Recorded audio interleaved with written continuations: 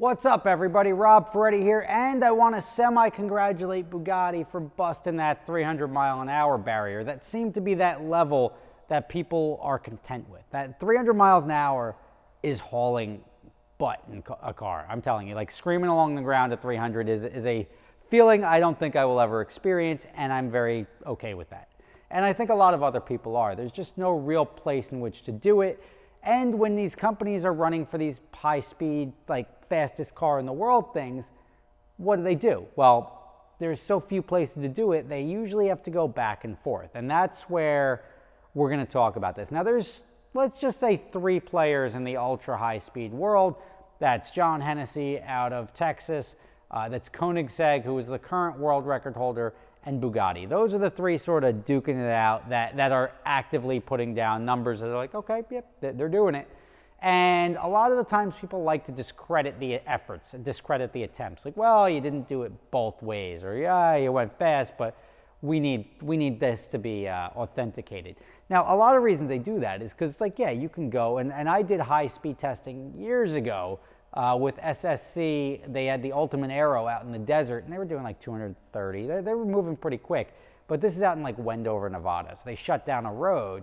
And you could look at the road. The road like went down, went up. So is it really fair if you're just going downhill and getting some extra speed? If there's a tailwind and a downhill, are you really building a car that's capable of doing those speeds? So in order to authenticate the speed, whatever the top speed ends up being, they certified it by having the car do it in both directions. So if there's a helping wind, tailwind, or anything like that, that's negated by having to do it in both directions, and then you take the average speed, which is why you have the Koenigsegg. Although it did 283 or 284, they said, well, 277.9, whatever the actual record is now, is because that was the average speed of him going in both directions. Now, a big limitation to these speeds have been the tires. Everybody's like, well, what is a tire going to do at that speed? It's sort of like dropping something on Mars and being like, I wonder if it's going to work. Like, hypothetically, it should work, but nobody's ever done that before.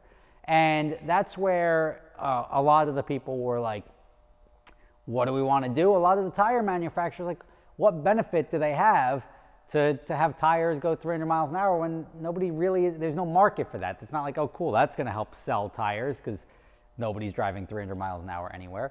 So you're limited by the tires, you're limited by the road, and then you're limited by the amount of engineering and cost involved with creating a car that goes this fast. So now you have these uneven roads, you have ups and downs, and you need a good amount of real estate in order to attempt this. Now, Hennessy did it at the Kennedy Space Center in Florida because I think he had 3 miles, maybe 3 to 5 miles, I don't know how much it was.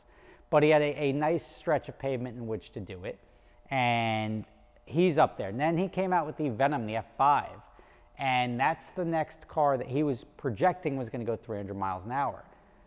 Koenigsegg set their times. They're very happy with it. They were good. I think they were pretty much done. I know they're always willing to throw down because they make pretty awesome cars.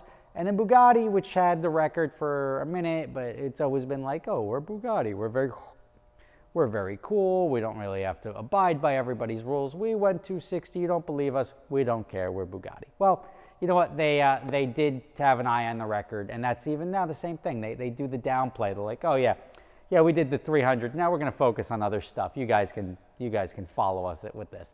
So they're playing that like pompous approach to it. But they only did it in one direction. So technically it's not a record, but you can't discount the fact that the car did go over 300 miles an hour.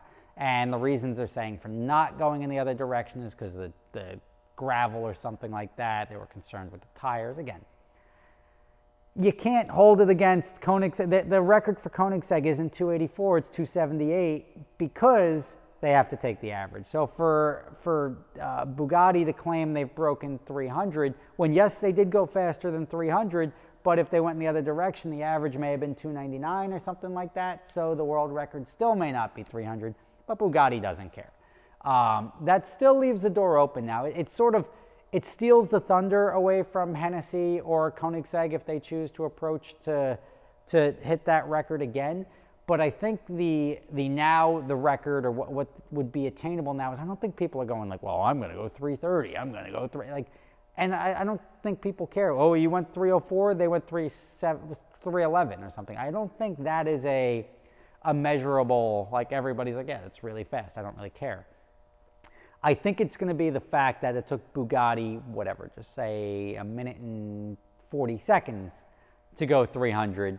And if Koenigsegg can go out and do it in 45 seconds, it's like, holy crap, that's really fast. That guy made a car, Christian von Koenigsegg, made a car and his team of people. It's always, as a boss, it's always like, Christian gets the credit for it, and he's definitely a visionary and everything like that, but there's a lot of guys that are working on that team to make that happen. Same thing with Bugatti, same thing with Hennessy.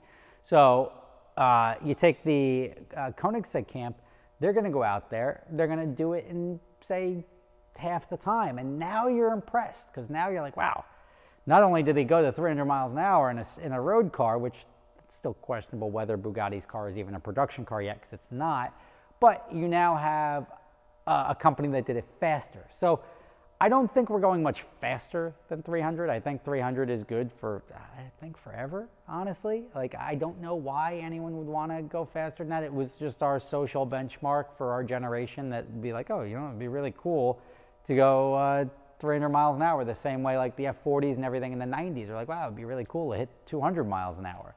But I don't think screaming along the road at 400 miles an hour is going to be, at least in my lifetime, something that anyone's looking to achieve, especially with both tire tech and locations in which to try to attempt this. Anything you see with land speed records or anything along that line are literally people not in something that looks like a car, but something that looks like a missile screaming along the ground, and that's not so much fun. Or at least it's not relevant, or it doesn't correlate. But keep an eye out. I'm sure Koenigsegg will go out and lay it down. I think Hennessy is going to also attempt it. And let's not discount that the record is still open. Yeah, it's cool that Bugatti unofficially has the record at over 300 miles an hour. But if everyone else is held to the rules, you should know better. If you're going to go claim that you've got a car that does 300, you got to sort of play by the same rules as everybody else. Let me know your thoughts below. Rob Ferretti, signing out. I'm excited to see what is to come of this, because this is not a game that I expect a lot of players to be involved in, but you do have three players, and I'd like to see what Koenigsegg's response will be, and I'd like to see what Hennessy's ultimate response will be with the F5. So stay tuned.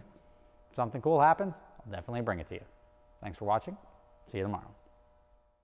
For those of you not familiar with my other company, I started a company called Adventure Drives, which combines driving and bucket list travel. It's a lot of fun. If you're interested, prices can be done per person. Don't worry if you don't have somebody to go with you. We can match you up with somebody. You can check the link in the description for adventuredrives.com and sign up today.